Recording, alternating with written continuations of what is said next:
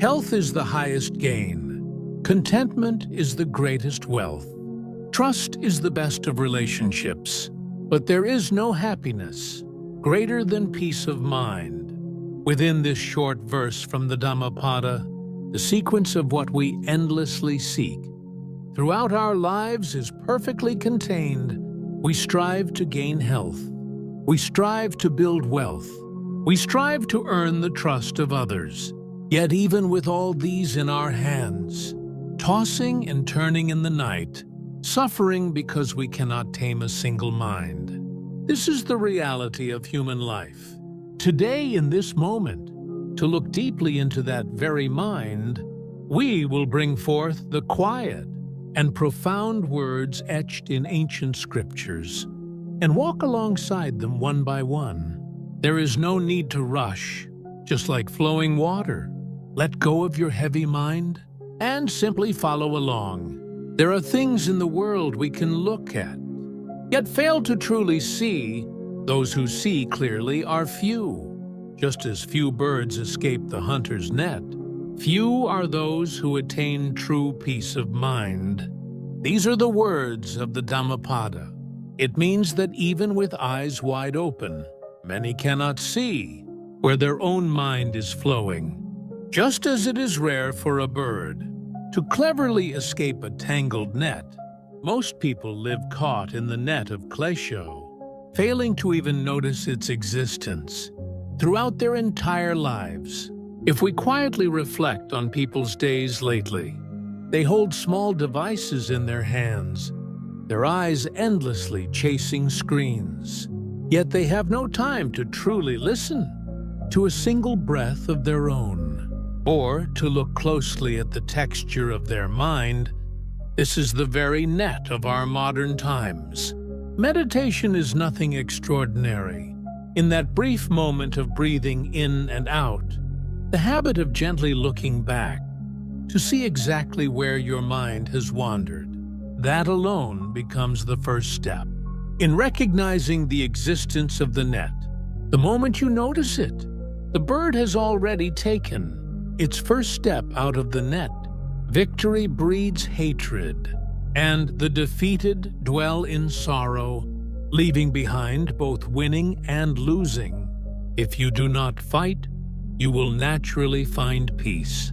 This is a teaching from the Dhammapada.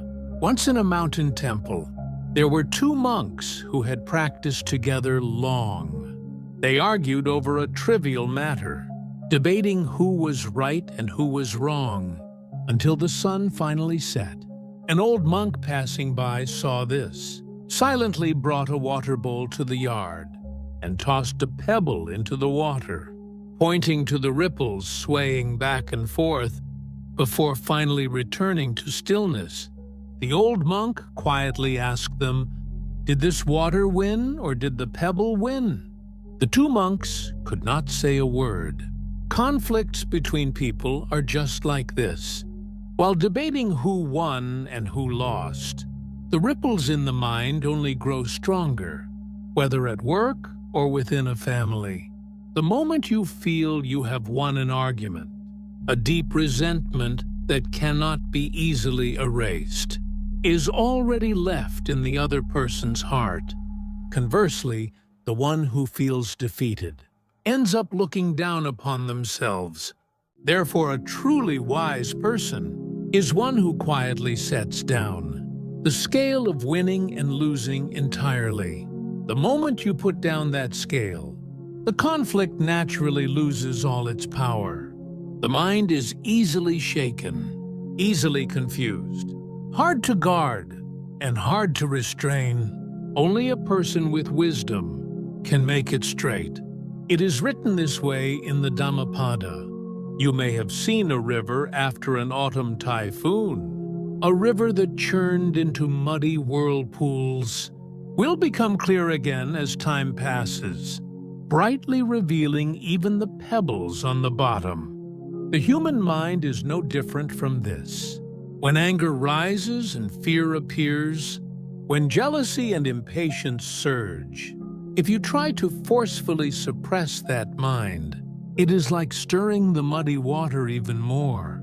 In those moments, the true wisdom is to simply wait quietly for the water to settle, breathing in slowly and silently watching that breath pass through your own body.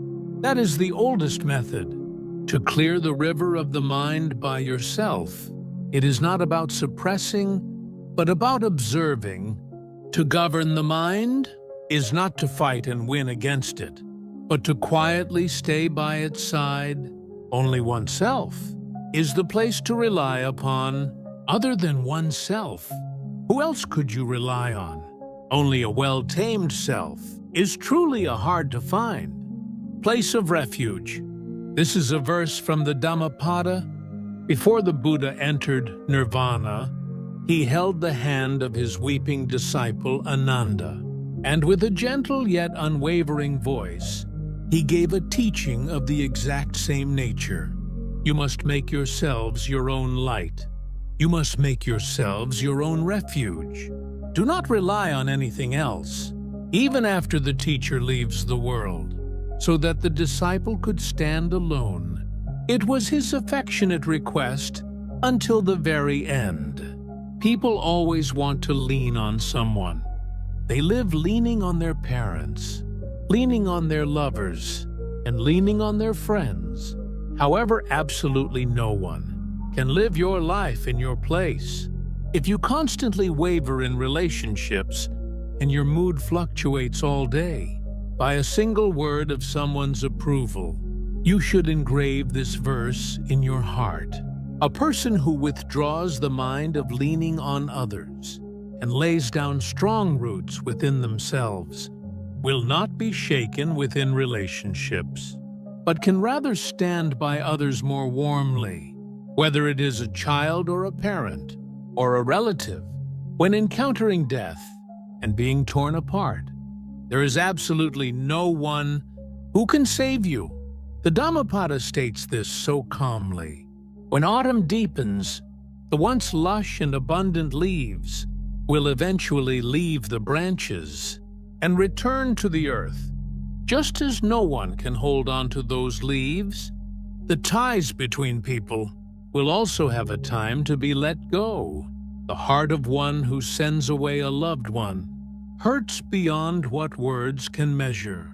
But if you quietly look into the root of that pain, you will realize where the mind that believed it would last forever truly began. The scripture does not speak of parting heartlessly, but rather tells us to cherish the connections right beside us even more, rather than grieving the falling of autumn leaves, remembering the shade those leaves gave to the tree from spring to autumn. That is the mature attitude of the mind. When facing impermanence, the sins one has committed will naturally be reaped by oneself. Just as a diamond crushes ordinary gems, the sins one has committed will crush oneself. These are the words of the Dhammapada. A farmer harvests in the autumn the seeds he planted in the spring. In the place where soybeans are planted, red beans will never grow. A person's words and actions are no different from planting seeds. The words you spread, gossiping about a colleague, will someday return back to you, and a sharp word carelessly thrown at family will return exactly as it is as time passes. On the contrary, a warm word quietly offered to someone in a difficult situation will circle back and eventually become a strong foundation for your own life. This is the very truth of dependent origination. Though you and others may seem separated, we are actually connected like a single net. So the cause I create eventually returns as the result I receive. Complaining about what you have gained and envying what others have gained, you will never be able to find stability of mind. This is a teaching from the Dhammapada. People these days, through a screen the size of a palm, look into other people's lives dozens of times a day. looking at others' nice houses, others' high positions, and others' happy-looking moments. It is easy to view the humble meal set right before you as shabby, but if you think about it quietly, that happiness inside the screen is just a fragment of a moment. They want to show off the most to someone. The comparing mind is like a bowl that can never be filled, no matter how much you possess. On the other hand, the mind that looks at what is placed before you exactly as it is and finds something to be grateful for within it is fully satisfied with just one small thing. Satisfaction does not come from having more, but comes from noticing what you already have. To the one who cannot sleep, the night is long. To the one who is tired, the road is far. To the one who does not know the true Dharma, the path of life and death is far and long. This is a verse from the Bala Vaga of the Dhammapada. In ancient times, a practitioner could not sleep night after night and came to complain to his teacher, "My mind is too loud to fall asleep." The teacher quietly asked back, "That loud mind? Who is holding on to it and not letting it go?" The practitioner could not answer anything. Foolishness is nothing extraordinary. It refers to the state of holding on to something without even knowing that you are holding it. The sleepless night feels unusually long because you are holding on to that night and constantly looking into it. The moment you hold on to and ruminate over thoughts that should just be let go, a single night becomes as long as a year. Wisdom begins when you quietly open the hand that was tightly holding on. Flowers cannot emit fragrance, going against the wind, but the fragrance of a good and wise person travels against the wind and spreads in all directions. It is written this way in the Dhammapada.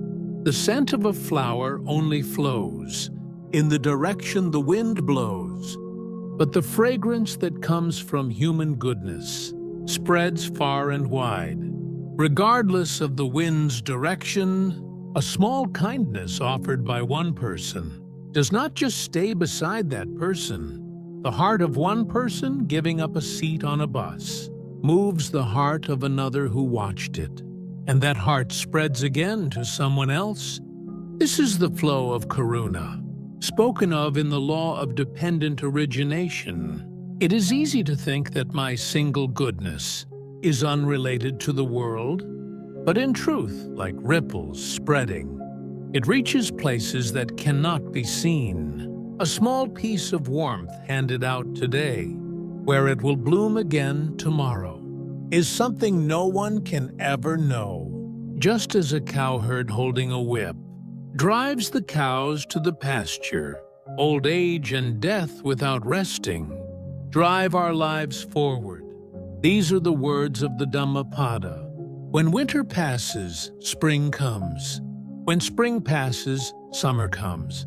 And when summer passes, autumn returns again. Just as no one can stop this, the human body is born and grows, and cannot resist the flow of aging.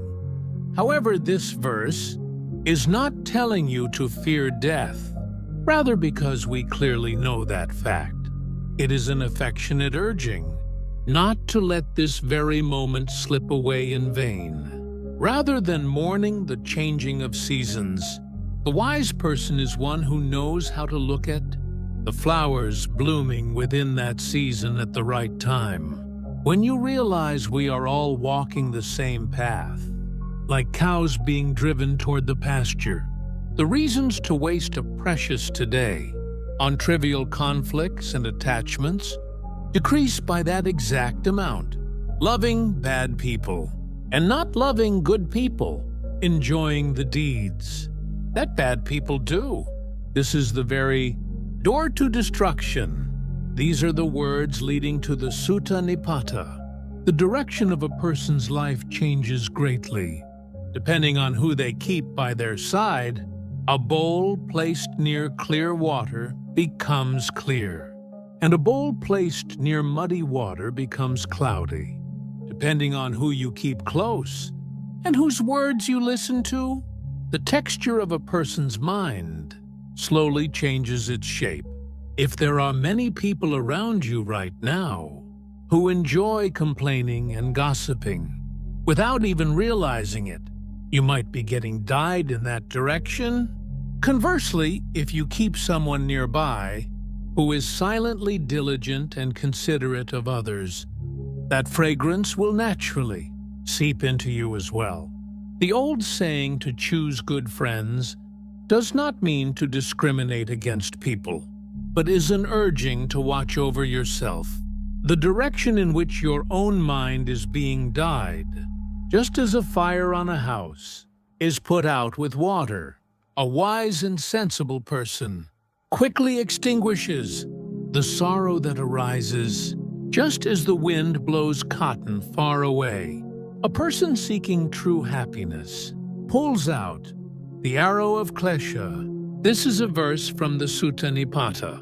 One day a disciple asked the Buddha, "Why do you not explain every single truth of the world to us?"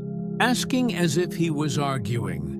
The Buddha spoke in an affectionate yet firm voice like this: "While a person struck by a poisoned arrow is endlessly debating who shot this arrow and what kind of wood it was made of, that person is actually dying. What must be done right now is to pull out that arrow without delay." The sorrow and anger we experience in life are no different from this. While endlessly questioning and ruminating, "Why did this happen to me?" the mind grows sicker and sicker. What must be done in this very moment is not to interrogate where that arrow came from, but to quietly catch your breath and let that arrow go.